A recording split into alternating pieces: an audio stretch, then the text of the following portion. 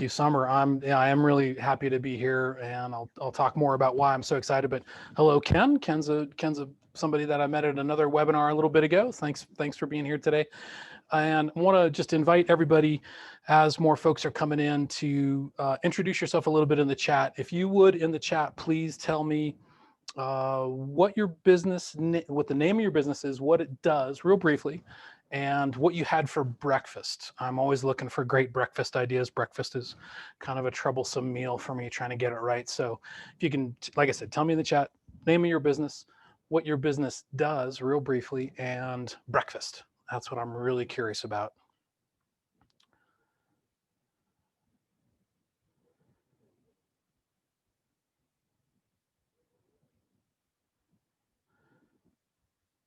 And while you all are doing that, I'm going to start sharing my screen.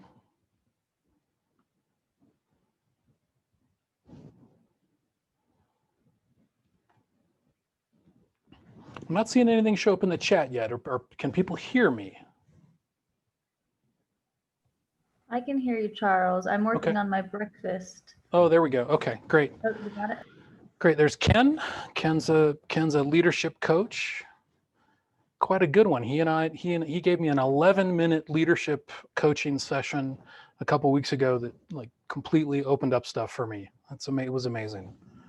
We did it live on the podcast, actually, so it's really appropriate for this. It was a great example of what we can do with podcast. We did live coaching.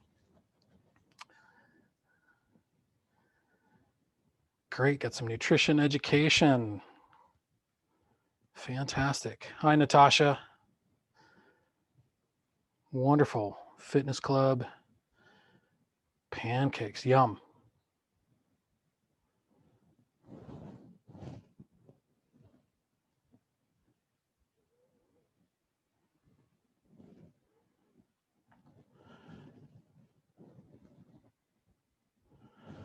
All right.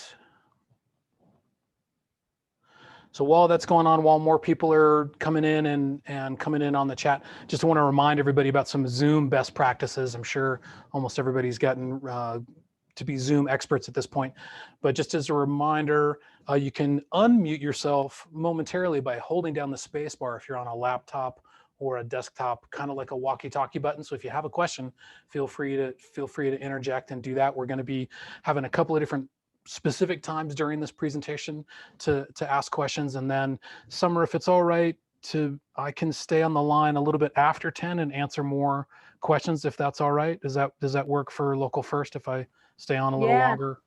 That definitely works. We'll have some time, and once you're finished, we can really dive into a discussion, and anyone can ask anything they'd like, and we definitely have time for a discussion afterwards.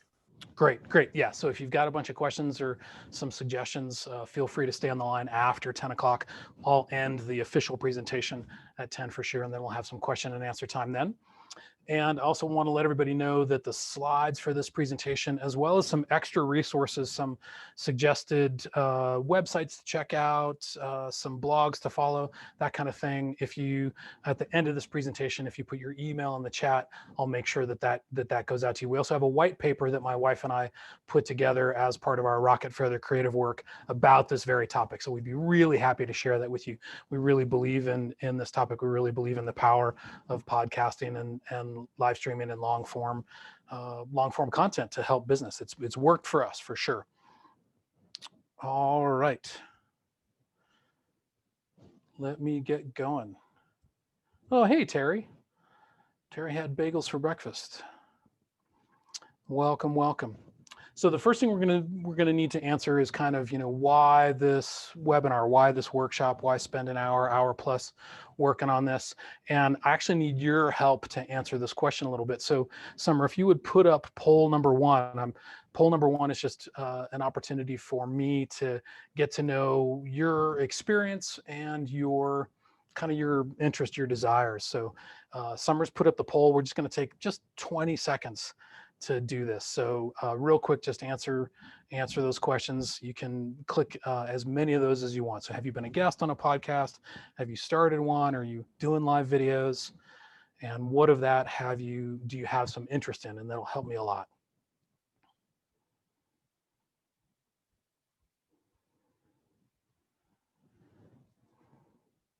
Answers are coming in. Thank you.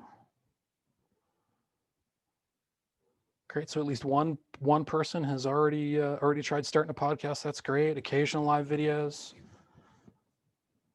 Fantastic. One person's been a guest.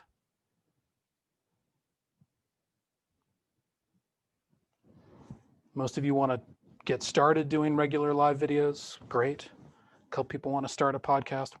Wonderful. Wonderful. That's really helpful. That's really helpful. That's definitely what we'll be covering today. I just want to make one caveat while the last couple answers come in. We're not going to be talking today at all about how to monetize a podcast or a live stream. There are definitely people out there who are making, big money. I think Joe Rogan sold his podcast to Spotify for, I think, 8 figures.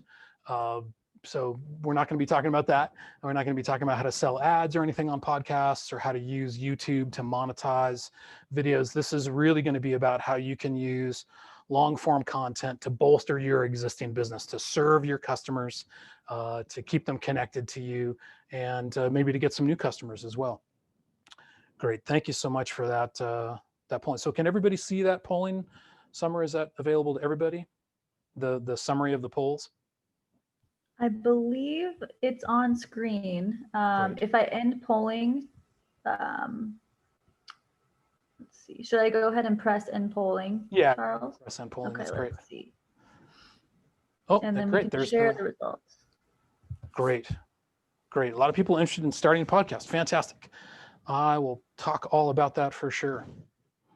All right. So a little bit about my why. Thank you for your why.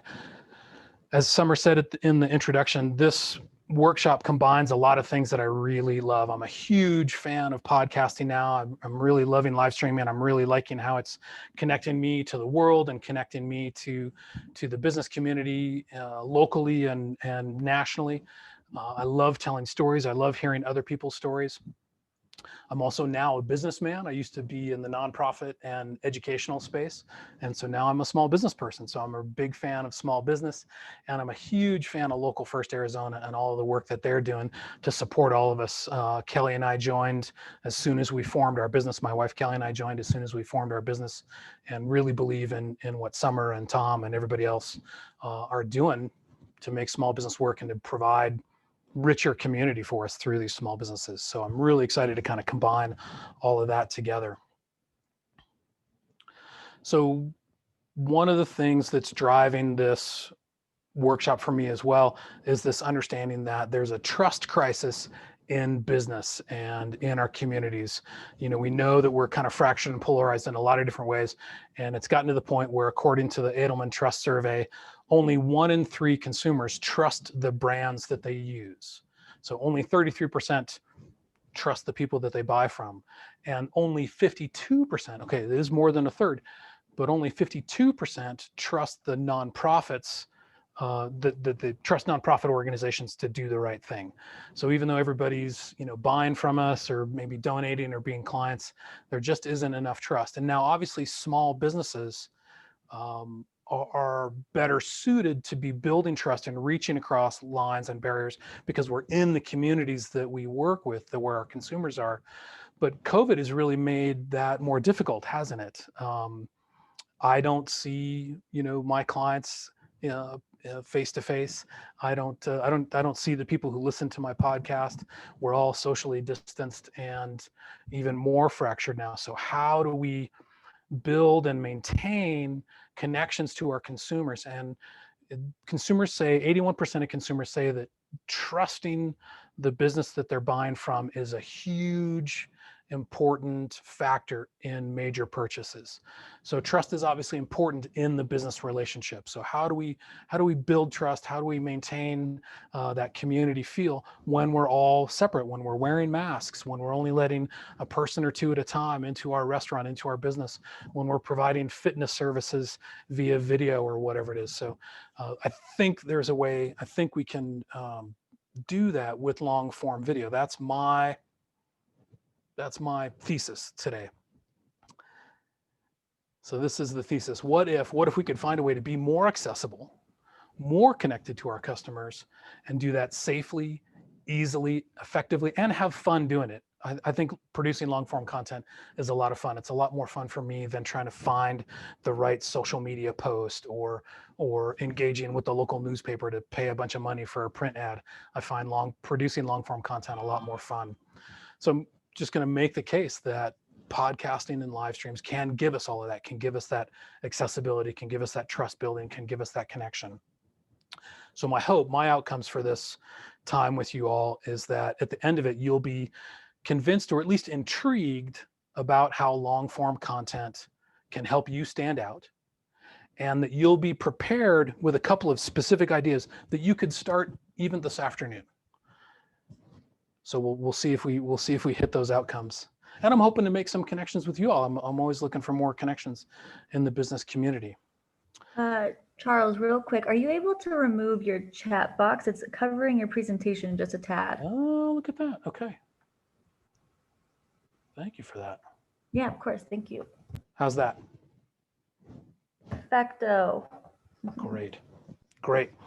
So a little bit about me and the business. I'm a speaker and leadership workshop facilitator and podcaster now, it turns out. For the last 14 months, I have been working in the podcasting industry. We started just on a whim, started a podcast, and now it's grown to the point where we are producing four different podcasts and 2 regular live streams per month. And one of the things that's come out of that, we're not monetizing our main podcast, but all of my speaking, consulting, and podcasting clients come from our original podcast. So the 3 extra podcasts that we're producing, we're actually getting paid to do that. And that came from people who we interviewed on our podcast. Those folks turned around and said, let's be in business together. Let's work together. What you do is great. Let's do more of that. So I'm very acutely aware of how the kinds of long form conversations and trust building that happens through those podcasts actually create business opportunities for me and my business. I'm definitely a proponent of that for sure. So I want to introduce you to the rest of my team a little bit. That's my wife, Kelly Roberge, and she's a huge podcast fan. She's been telling me for years that we needed to start a podcast, and I finally relented when my employment status changed and I had a bunch of time on my hands. And so she's a fantastic partner in this endeavor, and it's actually brought us closer together because we're having these really interesting, engaging, important conversations with one another as well as with our guests. So it's actually been really great for the marriage. You're not supposed to really enjoy being in business with your spouse all the time, but we're really having a wonderful time with it. And then that partner there in the middle, that's Clyde, and he's a new addition to the team. He's an adult cat who moved in with us just a month or so ago. And then the one all the way on the other side is Munchie. He likes to chew on cords, which is problematic for a podcasting business, but we're breaking him of that habit. And it's breaking our hearts though, because Clyde and Munchie, they're totally wonderful cats individually. They're not really getting along right now. And we're trying to figure out how to integrate 2 adult cats in a way that they don't fight, because it drives us, it makes my heart hurt to have them fight. And it's not great audio when you got cat fights happening in the background of a podcast. So that's our team. And I tell that story and I talk about the history of Kelly and I and the history of these cats as a way to kind of be a little bit of an example of the kinds of transparency and openness that I'm a big proponent of, and that customers and clients are craving from the people that they do business with. So now you know a little bit more about me, you know a little bit about what I care about, you know how my podcast business started, you know about my emotional feelings toward these cats and their cat fighting. So maybe you trust me a little bit more now. Maybe you're a little bit more willing to be open to ideas coming from me or sharing your ideas with me. So that's an example of what we do in the podcasting and live streaming world, just being open and talking about things that are happening as well as important business stuff. So let's start talking about the specifics. Let's start talking about what live streaming is. It looks like most of you in the poll said that you had done some live video, so we'll just go over this really quickly. Live streaming is video that's recorded live. It's not just a vanity exercise. It's not just selfie videos. You can do it for business. And those live videos are distributed on social media. You can do it via Facebook Live, Instagram Live. It's available on Twitter now, and of course YouTube is allowing for live video uploads as well. So there's no pause between what you're producing and what your audience is seeing, and that live streaming rather than pre-recording and then uploading that live streaming means that there's an opportunity to engage with your audience in real time. And when somebody joins your live stream, you can see it on Facebook, you can see it on YouTube, and you can have comments going back and forth, answering questions in real time, sending shout outs to one another, that sort of thing. So it's more like an improv session than it is like a TV show. So there's a lot more interaction between you and your clients or customers. Again, building that trust through transparency and openness and engagement. And there's a huge variety of ways to approach live streaming. And I'll just give a few examples that really have stuck out for me recently. So Pat Flynn is an entrepreneur and podcaster, young man who's made quite a name for himself in the kind of content production world. When COVID hit, he was feeling really cut off from all of his people.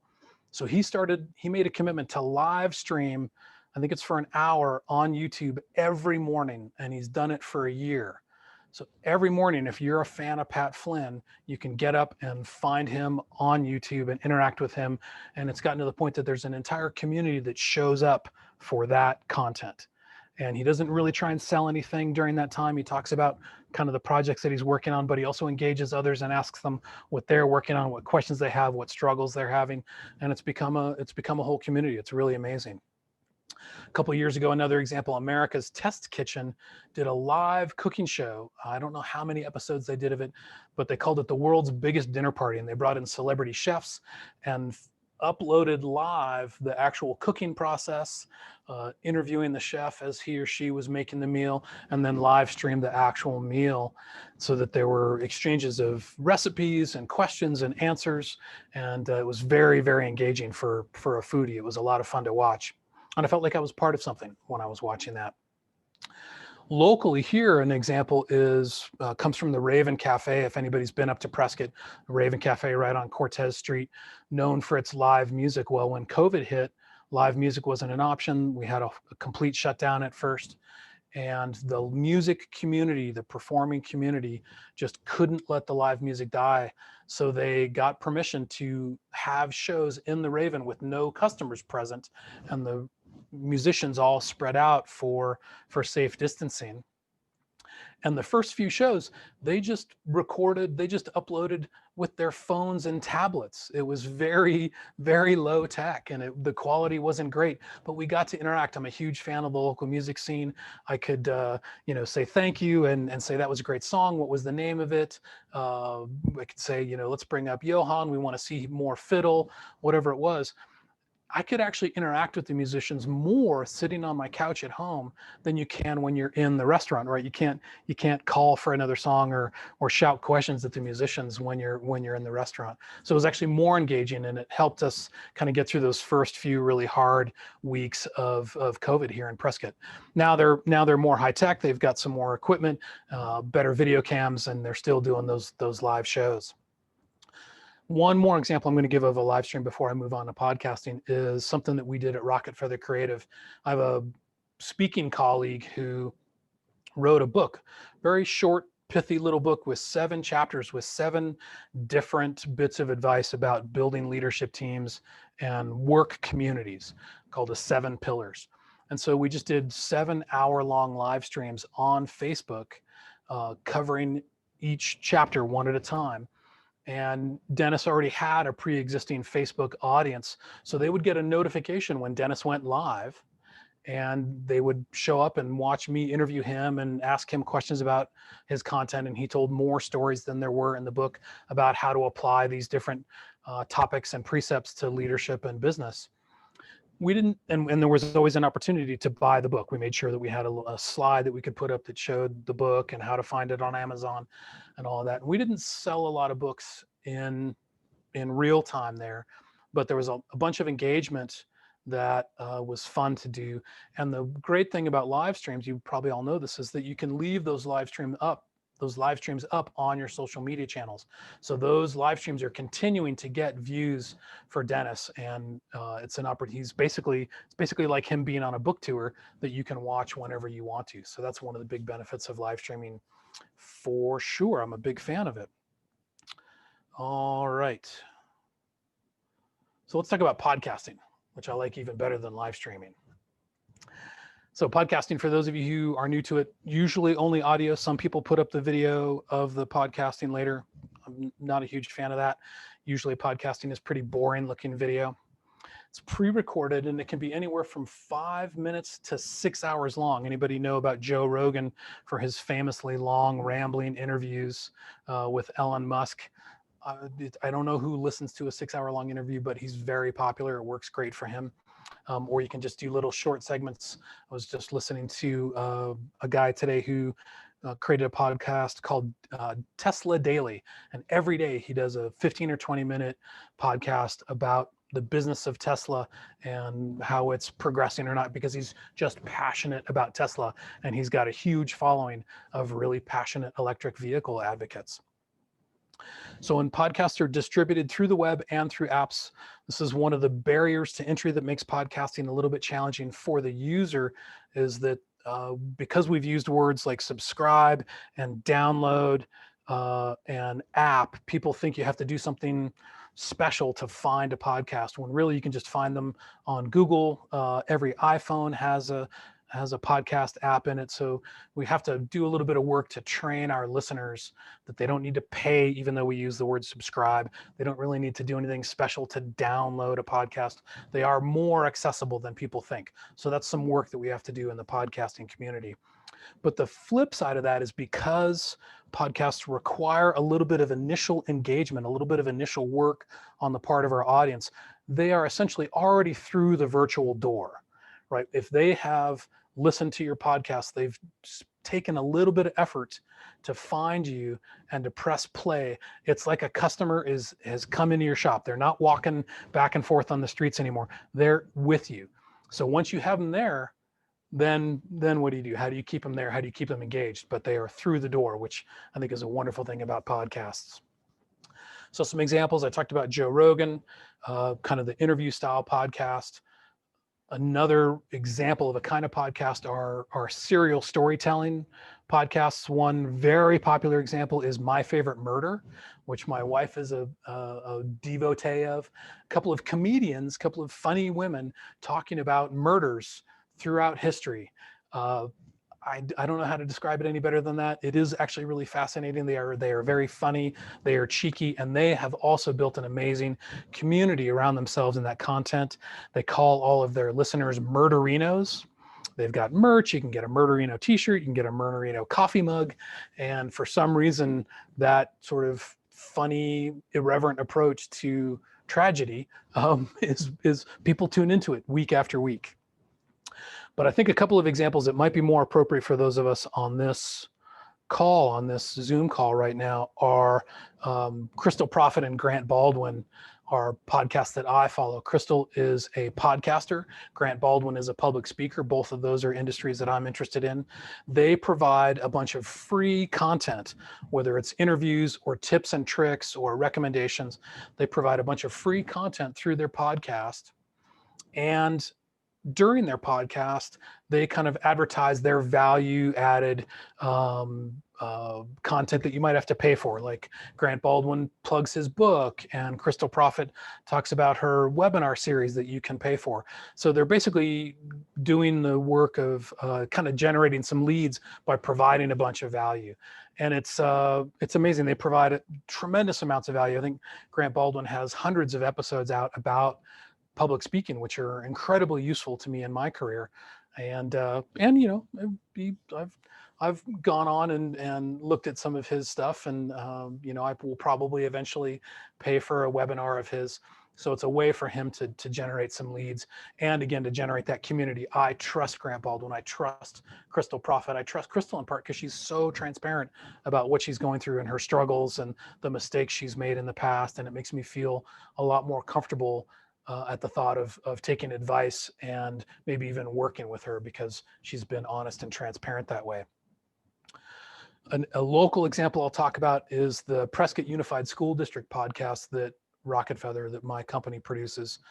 So again, we were interviewing the superintendent of the school for our podcast, and they turned around when COVID hit and hired us to produce a monthly podcast for the school district, trying to reach out to parents and community members, because they can no longer do community meetings. They can no longer hang around and chat with parents, while the kids are being picked up from school.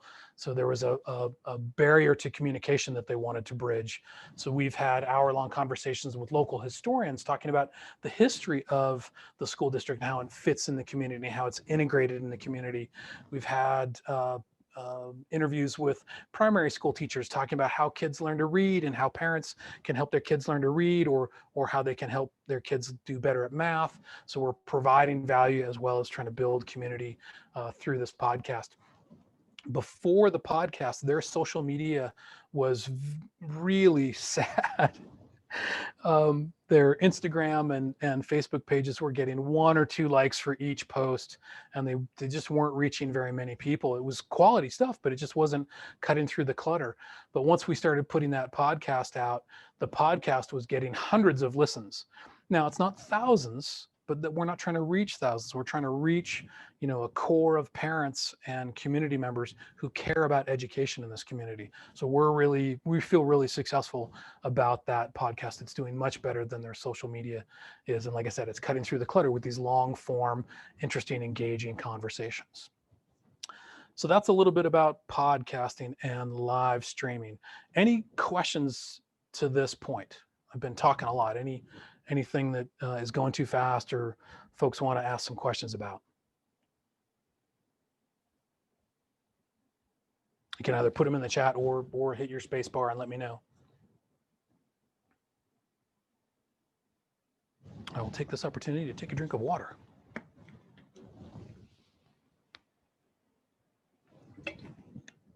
Okay, so let's move on, and go ahead and interrupt at any time if you have a question. So how do live streams and podcasts build trust?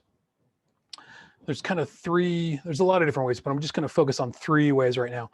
One is just through this availability that I've been talking about, the ability to interact and ask questions and make comments and ask for clarifications, especially on live streams. Podcasts, because they're pre-recorded, the interaction isn't necessarily as immediate. But the conversation that happens between people on podcasts with the guest or with each other is really engaging and provides a lot of transparency. And it's important for podcasters to always be reaching out to the audience to ask them for questions and feedback to again create that interactive community around the content. And then another reason that podcasts and live streams build trust is through vulnerability. And I kind of talked about how when I was talking about my cats and the pain that I feel around them fighting, that's kind of part of it. But I want to tell a couple of more stories about that on our podcast. So on the left-hand side of the screen is Claire Luge, who is the relatively new executive director of Prevent Child Abuse Arizona, a statewide nonprofit, very large, very successful nonprofit. We had her on our podcast, the Here Together podcast, when she got promoted to executive director. And I thought that the story on the podcast was just going to be about how a relatively young person, got into a position of power so quickly and running that big nonprofit. But very quickly, it ended up being a conversation about Claire's own body image and her struggle with eating disorder and her time in recovery, and how that informed her ability to be more empathetic toward the people and the families that she serves through Prevent Child Abuse. She just really opened up. We were friends before, but I didn't expect that to happen on the podcast. So that was just an example of just amazing vulnerability and transparency.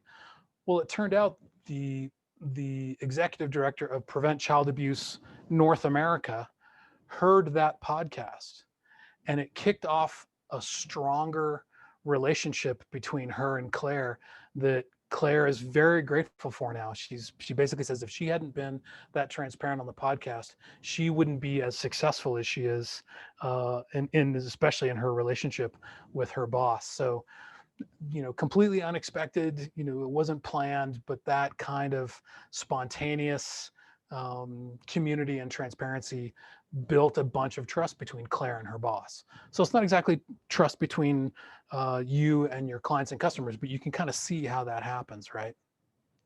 Another example is our interview with Dr. Tung, who's a cardiac electrophysiologist. I think I have that right. She goes into the heart through a catheter and burns out misfiring circuits in the heart so that the heart beats the proper way. So amazing, intelligent, incredible woman. We got to interview her because she had been profiled in Prescott Woman magazine, and we run a podcast for Prescott Woman magazine. So they had done, a 250 or 300 word profile of Dr. Tung in the magazine that was somewhat revealing. But then we get to spend an hour with her talking about not only how the heart works and how electrocardiac physiologists interact with people in the heart, but we went all the way back to her talking about how she became a doctor, and from the age of 8 wanting to be a doctor because she fell off a horse. She thought she was going to be a polo player, but she fell off the horse, so she became a doctor. And all of these really wonderful stories that connected her to the audience. And the comments that we got back on the podcast were like, "Oh my God, Dr. Tung is wonderful. I would trust her with my heart." And other people chiming in, "Yes, she took care of my husband while he was having a heart attack." And that conversation that we had opened up a lot more community and trust for Dr. Tung. So we're really, really happy about that. And I'm really happy she's in our community in case something happens to my heart.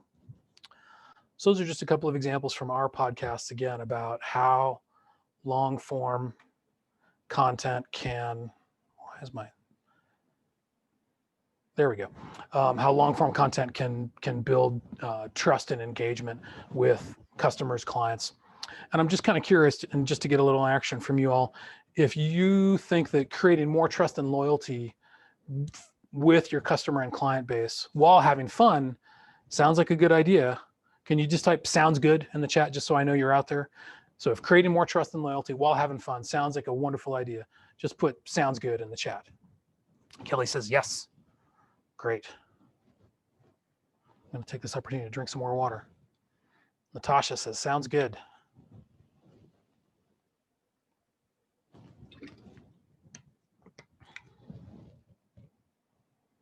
Patricia, sounds great. Good. Fantastic.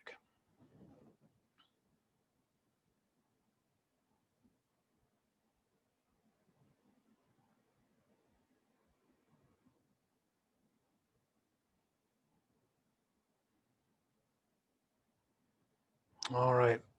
Excellent. Great. Let's move on.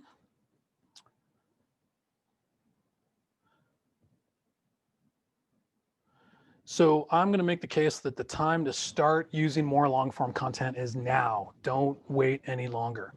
There's a bunch of reasons to start now. One is that the popularity of podcasting and live streaming continues to grow exponentially. There are 100 million podcast listeners in the United States. So it's a little bit less than a third of the whole population is now listening to podcasts, and it just continues to grow. Live streaming is up 99% year over year. Now, I will mention that a lot of the live streaming growth is in gamers. Gamers stream their gaming live and other people watch it. Not my cup of tea, but a lot of that live streaming is that gaming. But I think Pat Flynn is an example of other areas of growth. Like I said, he just started streaming for an hour every day through COVID. So there's a lot of people looking for content, looking for ways to connect while we're all being separated by COVID. So the time to jump on it is now. The nice thing is despite all of this growth, the niche, there's still availability, there's still room. So for example, although there are over 600,000 podcasts out there, put that in comparison to there are 600 million blogs. So the podcast market hasn't saturated yet. And a lot of those 600,000 podcasts are moribund. A lot of podcasts only last, if a podcast lasts longer than 6 months, they're doing great. So being able to be consistent and stay in will give you that kind of market share in that niche that you really want. The other thing about podcasting is you don't have to compete with Joe Rogan to be successful. You don't. Michelle Obama's doing a podcast now. It's like, it kind of seems unfair, but you don't have to compete with Michelle Obama because most podcast listeners listen to more than 1 or 2 or 3 podcasts per week. So you don't have to compete with the biggies. You just have to find your people. And so your people might be folks who listen to Joe Rogan. They might be listening to My Favorite Murder, but they can also be listening to your podcast about fitness, about dairy farmers in Arizona, whatever it is. So there's still room in there. So the time to get in is now. And the impact of podcasting and live streaming is really tangible. It turns out that live streams and live videos are the most popular kind of social media, and YouTube and Instagram and Facebook all push those, and Twitter too, all push videos more than static posts. So they're going to show up in people's feeds more readily than your static pictures or text posts. And what else was I going to say about that? And it's, oh yeah, 81% of people say that they would rather see a live stream from a brand than see their social media posts. So people are kind of hungry for that kind of, 3, 4, 5 minute video about your product, about your project, whatever it is. And like I said, because podcast listeners are already engaged, they are 4 times more likely to purchase something based on a podcast ad than they are a print ad. So again, because they've already walked in the door essentially, and they already have begun to trust you, they are much more likely to purchase something from you if you're advertising it on a podcast than if they see it in the newspaper or the magazine. So even small audiences are powerful as well. Sometimes I tear my hair out. I would love to see more and more people listening to our podcasts, but as I think Crystal Prophet said, like, how much would you pay as a business person to get 100 people in a room, just 100, listening to you attentively for an hour? I was like, oh, okay, all right, 100 downloads, great. I'm happy. I'm happier with that now. Of course, I have ambitions. I want more, but that helps me believe in the power of small audiences. The other reason to start now in podcasting and live streaming is the bar to entry is really low, because there's this focus in long form content on authenticity rather than tight production or polished editing. You don't have to be a rock star. You don't have to be a beautiful Instagram model. You don't have to be perfect in your wording or your scripting. Folks expect authenticity in the podcasting and live streaming market. They expect there to be stumbles. They expect there to be technical difficulties. They expect that truth and honesty and realness. So it's just much more accessible that way. And at this point, it is free to produce and consume live streams and podcasts. Live streaming, if you got a social media account and a phone, you can go for it. You don't need a bunch of fancy gear. You can definitely buy a bunch of fancy gear, but you don't need it starting out. Podcasting, you can do on your phone and upload it through Anchor FM, and that's all free. So it's really easy to access. And then, like I said, your customers can access it for free as well. They're not paying to download your podcast or your live stream. So bar to entry is low. Jump on in it. A few principles though to keep in mind when using live streaming and podcasting to reach customers. One, this is the hardest one for me, is number 1, strive for quality, but don't obsess over it. And I just wanted to show, hopefully the audio will work on this. This is me not obsessing. Let me know somewhere in the chat if you can hear the audio. This is a live, great. This is a live video. I'll let it finish.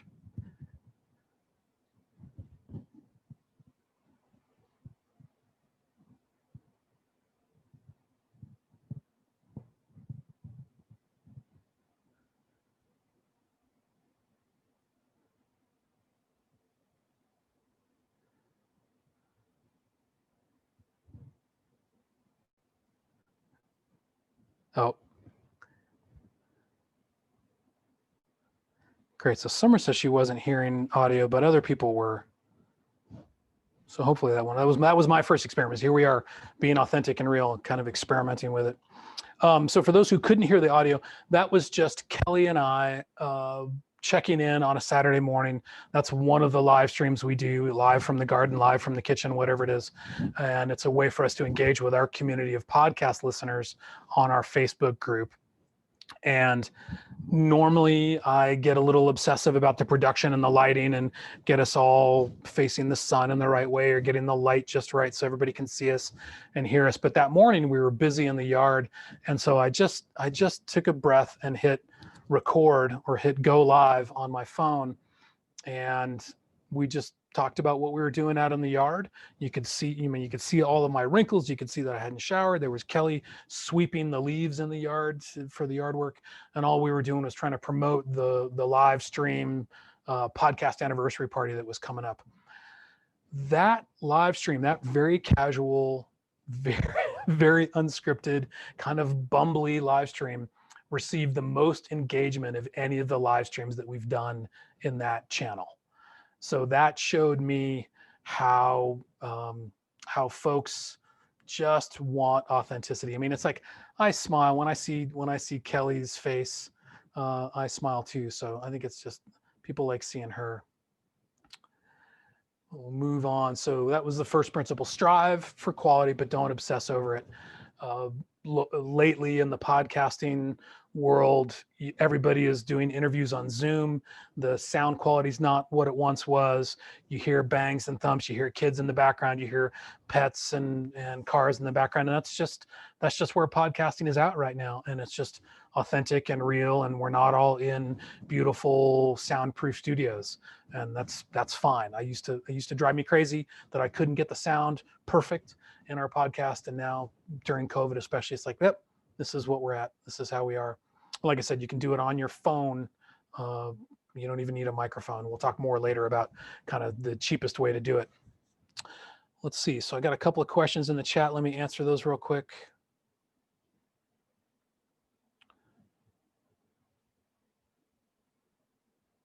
Right. So Kelly says, staying on brand, even if it is casual, we can still be professional and authentic at the same time. That's a perfect balance that you're talking about there, Kelly. That's a great point. And I think one of the reasons that goofy, stumbly little video of Kelly and I in the garden worked for us is that part of our brand is about our relationship and the warmth and casualness in my relationship with Kelly. That's part of the reason people are attracted to us.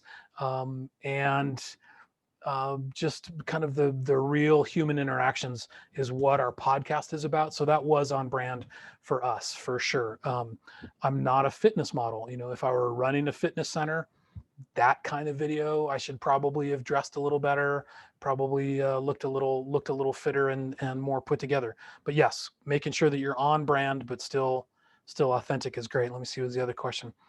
Oh, Rosalind asked, how do you define long form? That's great. That's a good question. Like I said, in podcasts and live streams, it's anywhere from 5 minutes long to half an hour long. And I think I would define long form as long enough to generate some interaction with the audience. If you're only putting up a minute long video on Instagram, there's no time for people to find it and ask you a question or give you a like or say hi. So long enough for there to be a little bit of interaction with the audience, and or long enough for us to get to that place of kind of depth and authenticity and vulnerability is really what podcasting is about. There are plenty of podcasts out there that are just kind of like tips, how to do things. I'm just going to provide you with some value real quick. But the most successful ones of those, and I would count Crystal and Pat Flynn in this, the most successful folks at giving great business tips are also the ones who are really great at being vulnerable and open about like I said, their own struggles, what they tried, what didn't work. So long enough to be real, I guess, would be how I would talk about long form content, as different from just quick social media posts, if that makes a difference. Thanks for that question, Rosalind. Great. All right. So tip number 2 or principle number 2, I just want to put out there is create consistency. Actually, let me check the time. Oh my gosh, we're almost out of time. Create consistency. Try and come up with a schedule or release schedule that you can keep up with. So whether it's once a week, once a month, whatever it is, be consistent as possible. Number 3, keep your audience top of mind. Imagine them, ask questions of them, address them and their concerns, ask for feedback. Pat Flynn, again, I'm bringing him up again. He knows viewers of his live stream by name. He sees them show up and he calls them out because he's been so consistent and so present for them. And build community around your content. I kind of talked about it with the folks in My Favorite Murder, how they have merchandise and they call their audience murderinos and all of that. So if you can build content, if you can build community around it, that's great. Let's do, okay, so why choose live streaming? I'm going to cover this really quickly now. I didn't realize how much time had gotten away from me. I encourage you to choose one approach with your business and with your content, either live streaming or podcasting. Don't try it all at once. A reason to choose live streaming is that you might like being on camera. Maybe you're a little bit of a ham.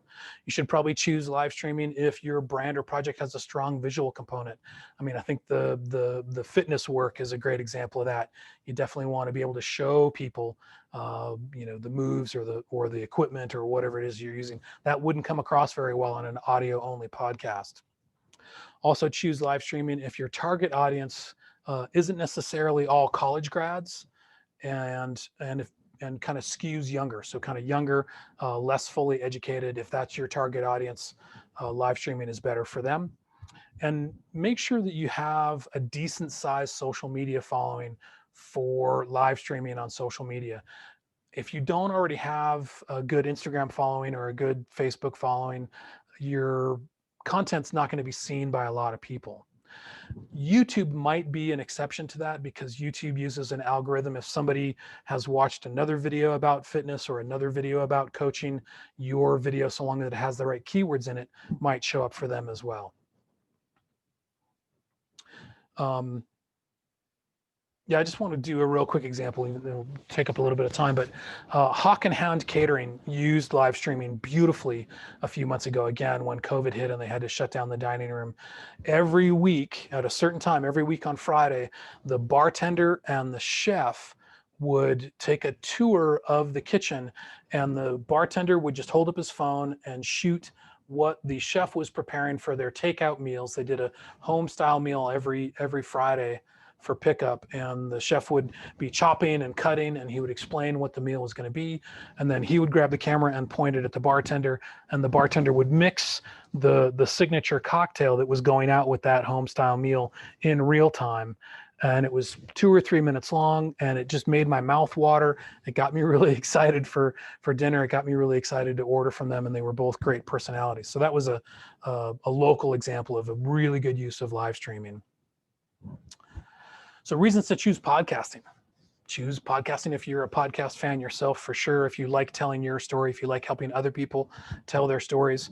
If your target audience is well-educated and over 35, that tends to be the podcast niche. Choose podcasting if you don't want to have to worry about the visuals. If you don't want to have to get out of your sweatpants, podcasting is great for that. It's also much easier to work with audio than to work with video to edit it. And if you, one of the things you can't, it is the bar to entry for podcasting is very low. Like I said, you can do it on your phone for free. You can also hire production companies to do podcasting for you. So all you have to do is kind of talk or interview somebody else, and the editors and the production company will take care of the back end and make you sound and look really good. Again, I'm just a huge fan of podcasting. The Here Together podcast has really changed my life. I talked about how it's improved my relationship with my wife, kept us really connected. It's improved my relationship to my community, and all of my business has come from our podcast. It's just been a wonderful, wonderful foray into business for me. So here's the call to action. Oh, we are going to wrap up. This is great. So here's the call to action. I encourage all of you to do one of these 4 things. one, find a podcast to get interviewed on. And I can send out a list of Arizona and local podcasts that you could check out that would be perfect for small and local businesses. Find a podcast to get interviewed on. Great, just dip your toe in it.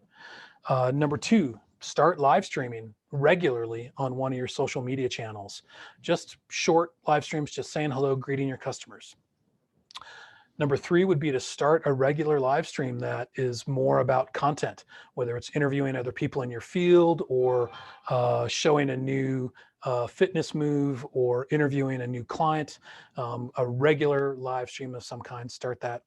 Or number four, start a podcast. That's a little bit can be a little bit bigger of a task, but it's absolutely doable. So one of those four things I encourage all of you to do, and to let me know about it. I want to know about it. I want to be part of your audience. I want to see it. I want to hear it. So let me know all about it. And I'd love to know if you can put in the chat which of those four things you are kind of more drawn to. What are you feeling like might be possible for you? Whether it's finding a podcast, starting a casual live stream, starting a regular live stream, or even starting a podcast. Go ahead and put it in the chat. And while they're doing that, Summer, if you would put up poll number 2, that would be great. You guys are going to have, everybody who's still here is going to have a lot to do right now. We've got a little chat interaction, a little poll interaction, a lot going on.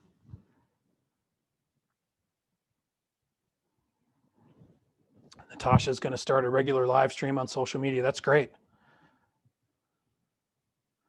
Natasha, did you put any of your fitness content on YouTube or on live streams already?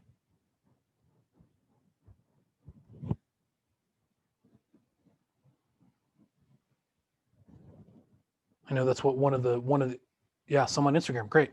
Yeah, one of the fitness and movement studios here in town just completely pivoted and put all of their classes and content up on Facebook, and some of it you could get for free, and some of it you needed to be a member for to get that content. I don't know if that was through Facebook that they figured out how to monetize it, but they did a great job. It was a lot of work.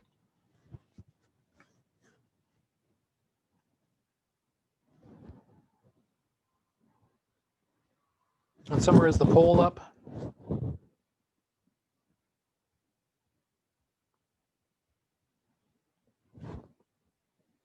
Oh, it's in progress. Fantastic.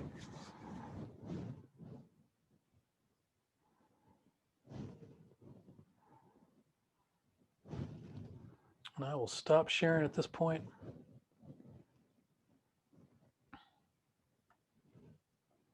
Well, thank you so much, everybody. That's my whirlwind introduction, reinforcement, advocacy for podcasting, live streaming, being engaged with consumers and customers and clients, and hopefully building, like I said, building trust.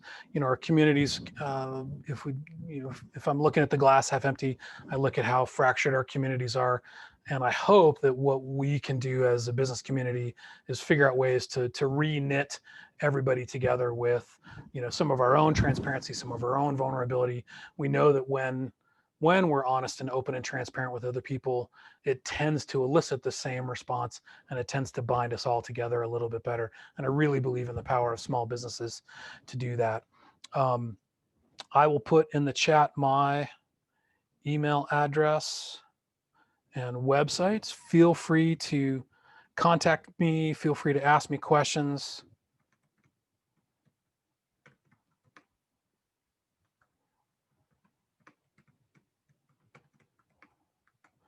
I'm putting both our production website and our podcast website in the chat. I hope you all check it out. But are there any questions? Anything I can answer right now?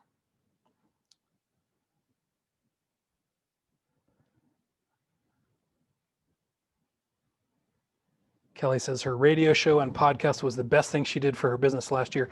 Kelly, would you mind unmuting yourself and telling us about your radio show and podcast?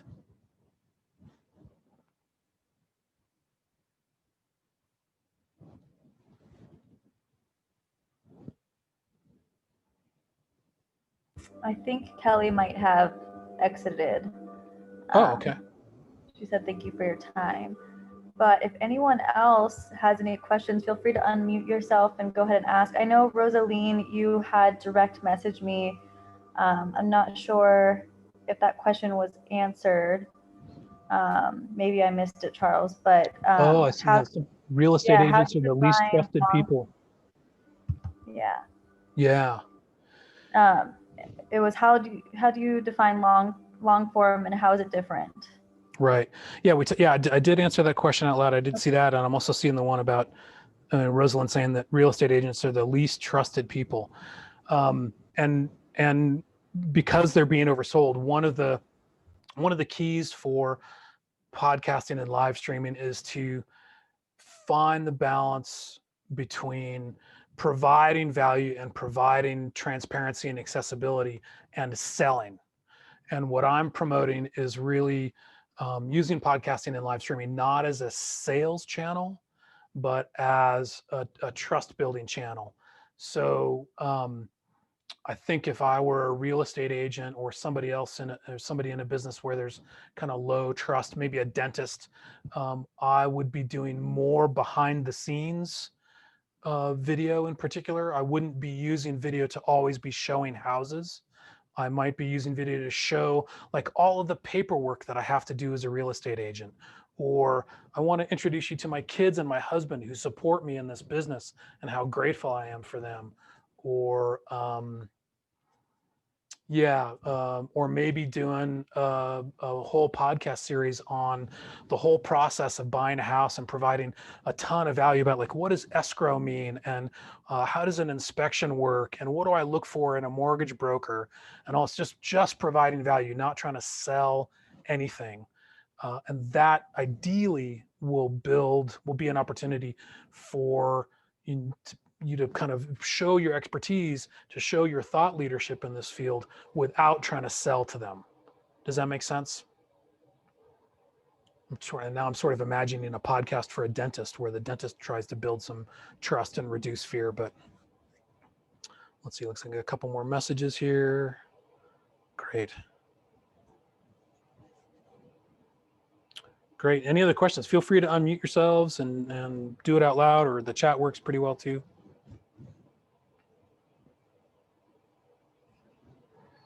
Looks like folks are leaving with concrete ideas. That's wonderful.